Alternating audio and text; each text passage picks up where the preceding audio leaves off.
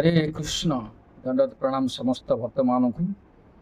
श्रीमद् भगवत गीता प्रथम अध्याय एवं प्रथम श्लोक आम अध्ययन करने जाऊँ। अर्जुन विषाद युग कुरुक्षेत्र युद्धभूमि में सैन्य दर्शन। श्लोक 1। धर्म क्षेत्रे कुरुक्षेत्रे समवेताजुजुत्सवः मामकाः पांडवाश्चैव किं कुर्वन्त संजय। अनुवाद है, धृतराष्ट्र कहले, हे संजय, मो पुत्रगण और पांडु पुत्रगण युद्ध करने को इच्छा करी तीर्थ क्षेत्र बा धर्म क्षेत्र बा कुरुक्षेत्र नाम स्थान एकत्र कौन सब कर किए पचार ना धृतराष्ट्र क्या ना सचिव संजय को पचार।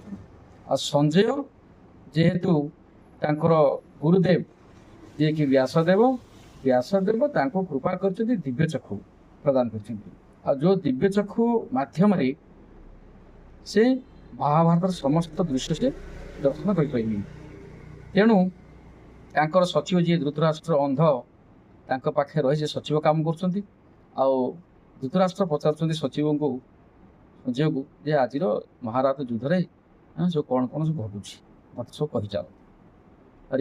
उक्त वीडियो को लाइक शेयर और सब्सक्राइब करी ए छोटिया प्रयास को आगू बढ़ाइबार साहाय्य कर।